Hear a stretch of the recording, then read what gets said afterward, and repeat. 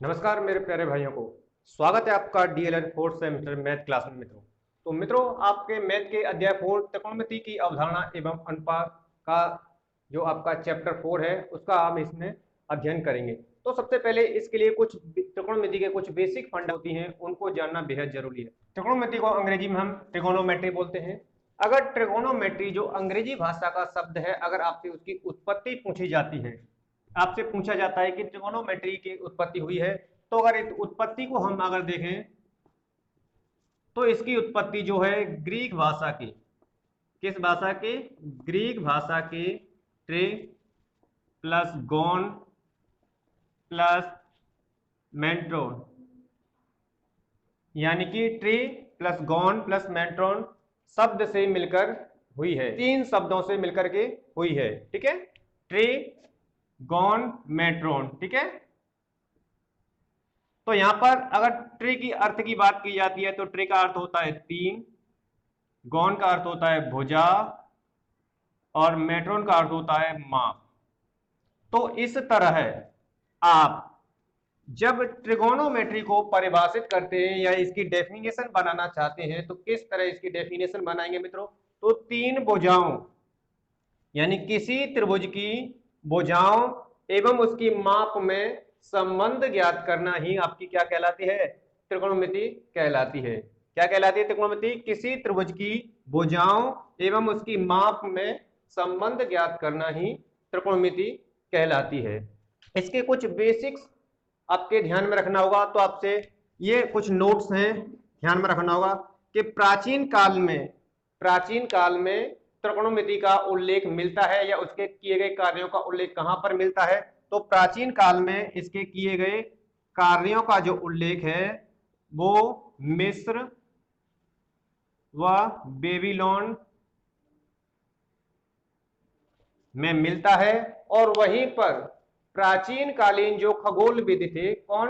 प्राचीन कालीन जो खगोलविद थे वो इस त्रिकोणमिति की सहायता से यानी कि त्रिकोणमिति का उपयोग पृथ्वी से ग्रहों की दूरी एवं तारों की दूरी को ज्ञात करने में इसका उपयोग करते थे। ध्यान रखना होगा कि प्राचीन कालीन जो खगोलविद थे वो पृथ्वी से तारे एवं ग्रहों की दूरियों को मापने में त्रिकोणमिति का उपयोग करते थे। नेक्स्ट है आपका त्रिकोणमितीय अनुपात। कोणों का त्रिकोणमितीय अनुपात,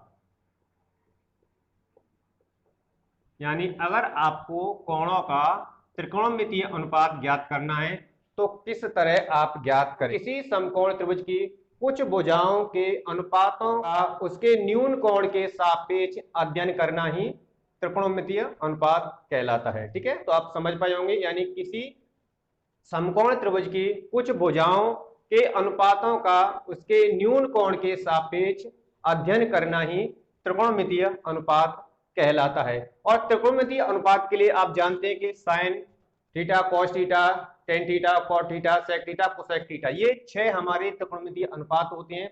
लेकिन इन 6 त्रिकोणमितीय अनुपातों को समझने से पहले हमें एक समकोण त्रिभुज की ओर चलना पड़ेगा, उसको समझना पड़ेगा। तो किस तरह हम उसको फाइंड करते हैं? तो चलिए हम आपको ले चलते हैं एक समकोण त्रिभुज की ओर। ठीक है, तो यहाँ पर ये आपके लिए एक समकोण त्रिभुज है। अब देखिए, न्यून कोण, समकोण, अधिक कोण, बृहद कोण आप प्रीवियस चैप्टर में अध्ययन कर चुके हैं, लेकिन मैं रिकॉल कर देता हूं। न्यून कोण वह कोण होता है जिसकी वैल्यू 0 से अधिक और 90 के बीच में होती है, यानी 90 से कम होगी। वहीं पर समकोण, यानी यदि थीटा की वैल्यू या कोण की वैल्यू 90 डिग्री होगी तो वहां पर वह समकोण कहलाएगा। ठीक है, तो यहां पर एक A B C, A B C एक समकोण है क्योंकि इसका एक कोण 90 डिग्री का है। ये 90 डिग्री के कोण को साइन यानी दर्शाने का है। ठीक है, तो ए बी सी एक आपका क्या है? एक समकोण है। इस तरह देखिए किस तरह आप ज्ञात करेंगे, तो ए बी सी यानी त्रिभुज ए बी सी एक समकोण त्रिभुज है। ठीक है, बिल्कुल बेसिक से लेकर के चलेंगे। यह वीडियो देखने के बाद आपको त्रिकोणमिति से सारे क्वेरीज जो हैं आपके बिल्कुल से क्लियर हो जाएंगे। तो बिल्कुल वीडियो को बिल्कुल ध्यान से देखेंगे और वीडियो पसंद है तो मोर देन लाइक और शेयर करेंगे। तो देखिए, मान लिया हमने कि एबीसी जो एक समकोण त्रिभुज है। ठीक है, तो समकोण त्रिभुज है तो देखिए, जब एंगल ए यहाँ पर क्या है, ए जो कोण को दर्शा रहा है, ठीक है। तो कोण अगर ये ए है, ठीक है, तो ये आपको ध्यान में रखना होगा, जो भी कोण लिया जाता है उसके सामने वाली भुजा उसकी क्या कहलाती है, सम्मुख भुजा कहलाएगी। और सम्मुख भुजा को ही हम क्या कहेंगे, कोण के सामने का क्या कहलाएगा, ये उसकी भुजा का, यानी उस कोण के लिए ये उसका लंब कहलाएगा। और जो कोण से लगी हुई भुजा, यानी कि लगी हुई भुजा जो होती है, ठीक है, कोण ये लिया हुआ है तो, ए लिया हुआ है तो, और अगर कोण सी लेते हैं तो ये स्थिति बदल जाएंगी, ठीक है। तो कोण ए से जो लगी हुई है, यानी कि उसके पास जो उसी से जुड़ी हुई है, तो वह भुजा ये क्या कहलाएगी, आपकी संलग्न भुजा। क्या कहलाएगी, संलग्न भुजा। और संलग्न भुजा है ये, इसे हम आधार बोलेंगे इस त्रिभुज का, ठीक है। ये त्रिभुज का क्या कहलाएगा, लंब कहलाएगा, ये आधार कहलाएगा, और ये हमारा कर्ण कहलाता है, ठीक है। वहीं पर अगर हम इंग्लिश की बात करें तो इसे परपेंडिकुलर यानी कि पी से डिनोट करेंगे, इसको बेस यानी कि बी से डिनोट करेंगे, और इसको हाइपोटेन्यूज यानी कि एच से डिनोट करेंगे, ठीक है। तो ये मैंने इसलिए लिखे ताकि आपको इसके समझने में आसानी हो जाए। तो हम कह देंगे कि कोण ए, कोण ए की सम्मुख भुजा क्या है, सम्मुख भुजा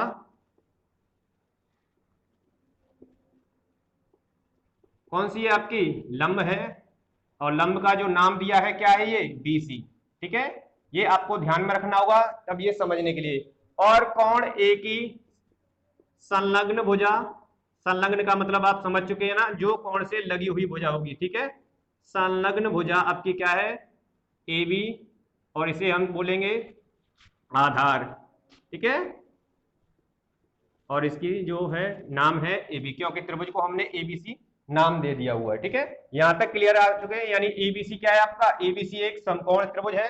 समकोण कैसे है ये आप समझ चुके हैं, कोई भी, क्योंकि समकोण त्रिभुज में एक कोण क्या होगा, 90 डिग्री का होगा, और जो होंगे वो ये क्या होंगे, ये दोनों न्यून कोण होंगे। इसीलिए मैंने आपको बताया था कि न्यून कोण के सापेक्ष अध्ययन करना, ठीक है। तो यहां पर आप ये आप समझ पाएंगे कि ए की जो सम्मुख वाली भुजा है वह उसकी क्या कहलाएगी, लंब यानी कि परपेंडिकुलर कहलाएगी। और जो ए की जो संलग्न भुजा है, संलग्न भुजा को हम क्या कहेंगे, बेस यानी कि आधार कहलाएगी, ठीक है। तो यहां तक, और ये क्या हो गया, इसका हाइपोटेन्यूज यानी कि कर्ण हो गया। क्यों, क्योंकि ये हमारे जो 6 अनुपात हैं त्रिकोणमितीय, उनको ज्ञात करने में आपके लिए हेल्पफुल होगा। तो यहां से ही अब आप ज्ञात कर पाएंगे, जो कोण ए है एक न्यून कोण है, न्यून कोण आप समझ चुके हैं। अगर इसको देखो कोण ए लिख दीजिए, या कोण सी ए बी, इस तरह भी लिख सकते हैं, क्योंकि देखिए एंगल को हमेशा मध्य में रखा जाएगा। तो एक क्या है आपका, एक न्यून कोण है, ठीक है। और ए के सापेक्ष जो बीसी है, यानी ए के सापेक्ष जो बीसी है उसका क्या कहलाएगी, लंब कहलाएगी, जो सम्मुख भुजा है। और ए के सापेक्ष जो संलग्न भुजा है वह क्या कहलाएगी, इसका बेस यानी कि आधार कहलाएगी, ठीक है। तो इसके लिए हमें त्रिकोणमितीय अनुपात ज्ञात करने के लिए इसके 6 अनुपातों को ध्यान में रखना है। तो हमारे होते हैं पहले साइन, ठीक है। तो कोण ए के लिए, कोण ए, तो देखिए स्थिति मैंने बताई थी, अगर ये कोण ए यानी कि एंगल यहां पर है, मान लीजिए यहां पर थीटा है, ठीक है, तो कोण ए के सामने वाली भुजा उसका लंब हो जाएगी, ठीक है। और कोण ए की जो संलग्न भुजा है उसका आधार हो जाएगी। यही स्थिति अगर हम कोण सी के लिए करते हैं, तो कोण सी के लिए देखो उसके सामने वाली भुजा जो होगी वो लंब बन जाएगी, और ये संलग्न भुजा ये वाली उसके लिए आधार हो जाएगी। तो एंगल बदलेंगे तो भुजाओं का जो क्या है आपस में जो अपना स्थान बदल जाएंगे, ठीक है। तो ये विशेष ध्यान रखना है कि हर बार आपको यही नहीं करना होगा, हर बार यही आधार होगा और हर बार यही लंब होगा, ऐसा बिल्कुल नहीं होगा। जब एंगल बदलेगा यानी कोण बदलेंगे, ए के लिए लिया है हमने ये, अगर सी के लिए लेंगे तो स्थिति बदल जाएगी, ठीक है। तो इसमें आपको ध्यान रखना होगा एंगल ए, जब हम इसके एंगल ए निकालते हैं, कोण ए के सापेक्ष हम इसके अनुपात निकालते हैं, तो हम इसको साइन ए, ठीक है, साइन ए भी लिख सकते हैं, ठीक है, साइन ए भी लिख सकते हैं। तो साइन ए के लिए तो इसका क्या ज्ञात करना होता है, इसके लिए एक फॉर्मूला होता है जो आपको ध्यान में रखना होगा। तो पहले तो हम आपको बेसिक से कराते हैं कि उसकी कोण ए के सम्मुख भुजा,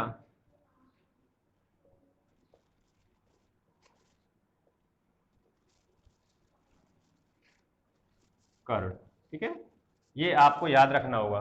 तो कोण ए की सम्मुख वाली भुजा बटे कर्ण, तो ये क्या बन जाएगा, साइन ए जब हम ज्ञात करेंगे तो उसके लिए उसका अनुपात बन जाएगा। कोण ए की सम्मुख वाली भुजा क्या है, सम्मुख वाली भुजा हमारी बीसी है, यानी कि ये लंब बन जाएगा बटे कर्ण बन जाएगा, ठीक है, लंब बट्टे कर्ण होगा, और ये लंब हमारा जो नाम दिया है हमने उसको BC दिया हुआ है, और कर्ण को जो नाम दिया है यानी हाइपोटेनस को AC दिया हुआ है।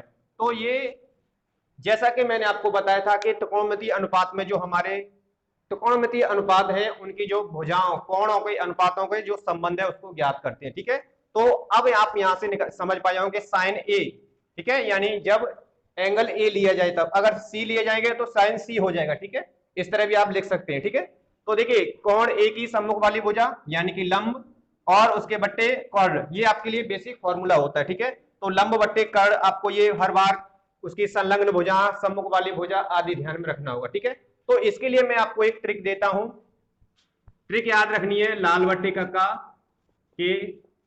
ठीक है, तो देखो ये एक दूसरे के व्युत्क्रम होते हैं, sine cos tan cot sec cosec, इस तरह हम चलेंगे, पहले इधर से इधर चलेंगे हम, फिर इधर से इधर चलेंगे, क्योंकि साइन कॉज टेन जो है इसके व्युत्क्रम हमारे होते हैं कॉट सेक कोसेक होंगे। ठीक है, और वहीं पर अंग्रेजी वाले बच्चों के लिए है आपको पंडित बद्री प्रसाद बट्टे हर हर बोले। ठीक है, ये आपको ध्यान में रखना है। ठीक है, तो दोनों के लिए जो ट्रिक है वही है परपेंडिकुलर यानी कि लंब, यानी साइन की जब हमें वैल्यू निकालनी होगी, अनुपात निकालना होगा तो लंब बट्टे कर्ण हो जाएगा, कॉज की निकालनी होगी तो आधार बट्टे कर्ण हो जाएगा, टेन की निकालनी होगी तो लंब बट्टे आधार हो जाएगा, इसी तरह कॉट की निकालनी होगी तो ठीक उल्टा आधार बट्टे लंब हो जाएगा, सेक की निकालनी होगी तो कर्ण बट्टे आधार हो जाएगा, कोसेक की निकालनी होगी तो कर्ण बट्टे लंब हो जाएगा। सेम सिचुएशन यही बनती है कि साइन के लिए परपेंडिकुलर बट्टे हाइपोटेनस, कॉज के लिए बेस बट्टे हाइपोटेनस, और टेन के लिए परपेंडिकुलर बट्टे बेस, इसी तरह जस्ट अपोजिट हो जाएगा।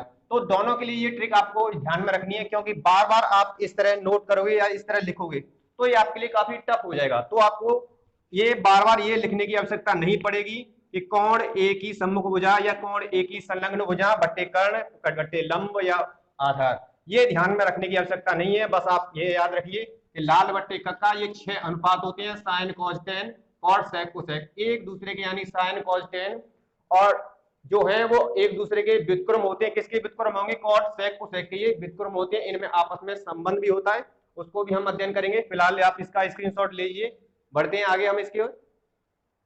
वहीं पर अगर आपको कॉज ए ज्ञात करना है तो देखिए कॉज ए ज्ञात करने के लिए ये आपको नहीं करना पड़ेगा कि कोण ए की संलग्न भुजा बट्टे कर्ण, ऐसा नहीं है। अब तो आपको सीख चुके हैं क्या, लंब बट्टे यानी लाल बट्टे कक्का, तो क्या हो जाएगा कॉज के लिए आधार बट्टे कर्ण, हम सीधे उपयोग करेंगे। हमारा क्या हो जाएगा कॉज ए के लिए आधार बट्टे कर्ण, और आधार आपका क्या है यानी कि बेस क्या है आपका ए बी है, जो नाम दिया है हम उसको पुट कर देंगे, ए बी बट्टे कर्ण की वैल्यू क्या है AC है, AC आपने पुट कर दिया, ये आपस में इन दोनों में संबंध आ गया, साइन कॉज हो गया। इसी तरह अगर आप टेन निकालेंगे, टेन ए ज्ञात कर सकते हैं, ठीक है, कोण ए के लिए, क्योंकि ये हमने यहां पर ले लिया है।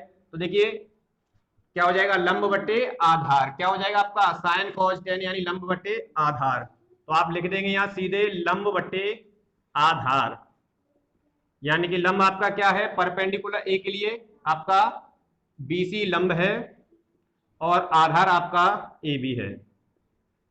कॉट के लिए क्या हो जाएगा जस्ट इसका उल्टा हो जाएगा। ठीक है, जैसे कि मैंने आपको बताया था साइन कॉस टेन और कॉट सेक कोसेक, इन दोनों में क्या होते हैं, ये तीन इसके विपरीत होते हैं यानी कि व्युत्क्रम होंगे। ठीक है, तो कॉट के लिए हम ये भी कॉट ए फाइंड करेंगे, जब कॉट ए बराबर लिख देंगे हम, क्या हो जाएगा ठीक इसके विपरीत यानी आधार बट्टे, आप वहां पर भी देख करके बता सकते हैं क्या हो जाएगा आधार बट्टे लंब। ठीक है, हमें विपरीत चलना होता है। अब इसके लिए साइन कॉस टेन हो गया, कॉट के लिए आधार बट्टे लंब, कॉट सेक के लिए कर्ण बट्टे आधार, कोसेक के लिए कर्ण बट्टे लंब, इस तरह आप नोट करेंगे। ठीक है, तो आधार क्या है ए के लिए, आधार हमारा AB है और इसका लंब क्या है, लंब हमारा इसका BC है। ठीक है, इसी तरह कॉट के बाद सेक आप ज्ञात करेंगे, सेक A, और A एंगल के लिए ही ज्ञात कर रहे हैं हम, याद रखना C के लिए ज्ञात करेंगे। तो देखिए एंगल बदल सकते हैं, C हो सकता है, A हो सकता है, कोई भी नाम दिया हो, लेकिन जो हमारे त्रिकोणमितीय जो अनुपात है वो फाइंड इसी तरह बिल्कुल से करेंगे। ठीक है, सेक A के लिए हो जाएगा आपका सेक A, देखिए मैंने क्या बताया था कॉज का ठीक व्युत्क्रम होता है, तो कर्ण बट्टे आधार हो जाएगा, क्या हो जाएगा आपका कर्ण बट्टे आधार हो जाएगा, कर्ण बट्टे आधार हो जाएगा। कर्ण क्या है आपका AC कर्ण है यानी कि हाइपोटेनस, AC बट्टे आधार क्या है आपका AB है। अब यहां पर आएगा कोसेक, कोसेक A, कोसेक क्या होता है साइन का व्युत्क्रम होता है, साइन था लंब बट्टे कर्ण था, तो कोसेक हो जाएगा कर्ण बट्टे लंब, तो क्या हो जाएगा ये कर्ण बट्टे लंब हो जाएगा। कर्ण कितना दिया हुआ है, यानी हाइपोटेन्यूस आपका AC दिया हुआ है, AC बट्टे लंब कितना दिया हुआ है एंगल A के लिए, आपका BC दिया हुआ है। तो इस तरह आप ये त्रिकोणमिति के 6 अनुपातों को त्रिकोणमितीय अनुपातों के माध्यम से ज्ञात कर सकते हैं। अब इसमें आपस में संबंध होता है, ये आपस में संबंध के लिए इसकी कुछ पॉइंट्स और हैं, वह भी हम नोट करेंगे, तो इनको आप इनका भी स्क्रीनशॉट ले सकते हैं। तो यहां पर अभी तक आपने 6 अनुपात ज्ञात किए थे, sine A, cos A, tan A, cot A, sec A और कोसेक ए, यानी 6 अनुपात आपस में ज्ञात किए थे। ठीक है, तो मैं आपको एक बार पुनः याद दिला दूं, ये तीन जो होते हैं साइन कॉस टेन, इन तीनों के व्युत्क्रम होते हैं। ठीक है, यानी अगर आपसे पूछा जाता है कि साइन कॉस टेन का व्युत्क्रम है तो कॉट सेक कोसेक। ठीक है, ये आपको याद रखना होगा, जो टेन जो होता है इसका कॉट का व्युत्क्रम है, कॉस सेक का व्युत्क्रम होता है, कोसेक साइन का व्युत्क्रम होता है, ये आपको ध्यान में रखना है। ठीक है, इनके लिए इनमें आपस में संबंध भी होता है, वह भी आपको ध्यान में रखना होगा। तो देखिए इनमें जो आपस में संबंध होता है वह भी आपके लिए ध्यान में रखना होगा। ठीक है, क्योंकि कई बार क्या होता है, हमारे संबंधों के आधार पर आपको क्वेश्चन दे दिए जाते हैं, जब तक आपको इनके संबंध नहीं पता है तो आप इनको क्या होगा, उसको अप्लाई नहीं कर पाते। देखिए sign A, cos A, tan ए। ठीक है, अगर आपको व्युत्क्रम में वहां से बनते हैं तो तुम्हें याद रखना होगा टेन का व्युत्क्रम, चलो मैं आपको क्लियर कर देता हूं, टेन का व्युत्क्रम आपका कॉट होगा, कॉट ए। ठीक है, कोसेक का जो होगा, कॉज का व्युत्क्रम होगा सेक ए। ठीक है, और साइन का व्युत्क्रम होगा कोसेक ए। ठीक है, ये आपको ध्यान में रखना होगा। ठीक है, क्या ध्यान में रखना होगा, ये आपस में व्युत्क्रम है, यानी साइन ए का व्युत्क्रम कोसेक ए है, कॉस ए का व्युत्क्रम सेक ए है, टेन ए का व्युत्क्रम कॉट ए। कोसेक ए बराबर 1/sin ए। ठीक है, तो यहां से देखो कोसेक बराबर होता है, यानी कोसेक थीटा हो, कोई भी एंगल दिया जा सकता है ए थीटा। ठीक है, तो याद रखें कोसेक ए बराबर 1/sin ए, तो यहां पर क्या करेंगे, तो ये हो जाएगा आपका कोसेक ए इंटू साइन ए बराबर 1। ये आपस में कुछ संबंध है, ये आपको ध्यान में रखना होगा। सेक ए बराबर होता है 1/cos ए। ठीक है, सेक ए बराबर क्या होता है 1/cos ए, तो यहीं पर सेक ए कॉस ए बराबर 1, ये इनमें संबंध है, ये आपको ध्यान में रखना है। और वहीं पर कॉट और टेन में संबंध ज्ञात करना है, तो ये भी ध्यान में रखना है। टेन ए या टेन थीटा बराबर, यू नो दैट, आप जानते हैं कि साइन थीटा बटे कॉस थीटा होता है। ठीक है, और कॉट थीटा या कॉट ए बराबर क्या होता है, कॉस थीटा बटे साइन थीटा, क्योंकि ये आपस में आप एक दूसरे के क्या होते हैं, व्युत्क्रम होते हैं। तो यहां पर आप लिख सकते हैं कि कॉट थीटा बराबर होता है 1/tan थीटा या tan ए, यहाँ पर ए लिया हो तो ए हो जाएगा, तो यहाँ पर संबंध जो बनेगा cot A tan A equal to 1। ये आपस में कुछ संबंध हैं जिनको हमें ध्यान में रखना है, और ये भी आपको ध्यान में रखना है कि ये एक दूसरे के व्युत्क्रम और विपरीत क्या होती हैं, और tan के कौन से संबंध को अप्लाई हम कर सकते हैं और कौन सा संबंध अप्लाई हो सकता है, ये आपको ध्यान में रखना होगा।